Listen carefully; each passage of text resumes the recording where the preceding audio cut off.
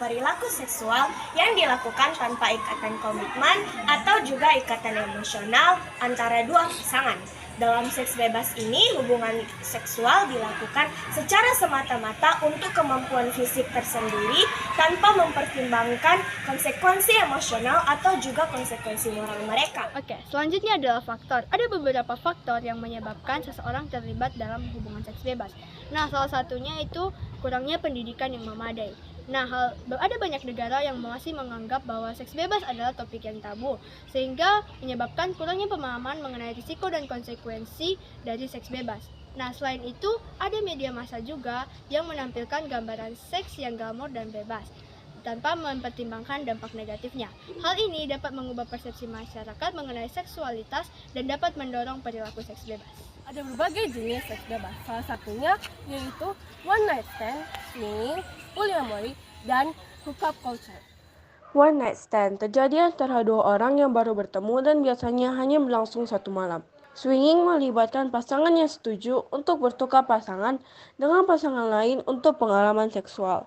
Lalu polyamory, praktik memiliki hubungan romantis dan seksual dengan lebih dari satu orang secara bersamaan, dengan pengetahuan dan persetujuan semua pihak yang terlibat.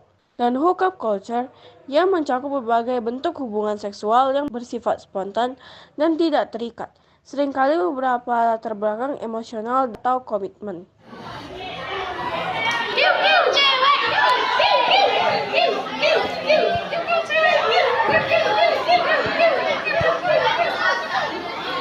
Nah, mereka adalah salah satu contoh kekerasan seksual yang berupa bersiul seksual, berkata bergaul seksual, sentuhan pada tubuh, dan menunjukkan pornografi.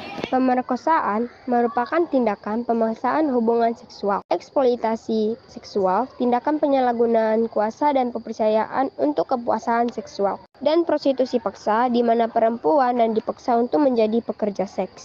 Dampak dari seks bebas pada individu dapat sangat bervariasi. Beberapa orang mungkin merasa bebas dan puas dalam kehidupan seksual mereka yang tanpa batasan, sementara yang lain mungkin mengalami kesulitan emosional atau bahkan dampak fisik yang negatif. Secara fisik, seks bebas meningkatkan risiko penularan penyakit menular seksual atau PMS seperti AIDS, sifilis, gonore, dan herpes. Selain itu, seks bebas juga dapat meningkatkan risiko kehamilan yang tidak diinginkan dan dapat mengalami aborsi atau kelahiran di luar nikah. Oke, nah beberapa orang mungkin mengalami perasaan bersalah, rendah diri, atau bahkan depresi akibat perasaan tidak berharga setelah terlibat dalam hubungan seksual yang tidak berarti. Hal ini dapat menyebabkan kurangnya kemampuan seorang individu untuk membentuk hubungan yang sehat dan lebih bermakna di masa depan. Untuk mencegah seks bebas, pendidikan seksual yang komprehensif dan akurat perlu diberikan sejak dini.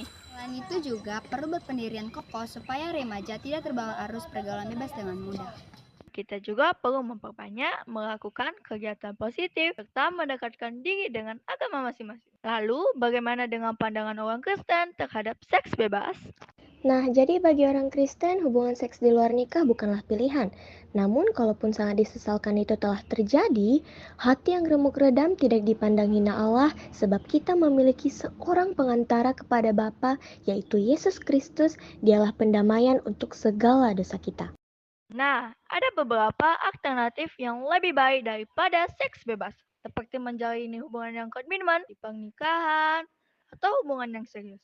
Hubungan yang mapan dan saling menghormati dapat memberikan kepuasan emosional dan visi yang lebih berkelanjutan.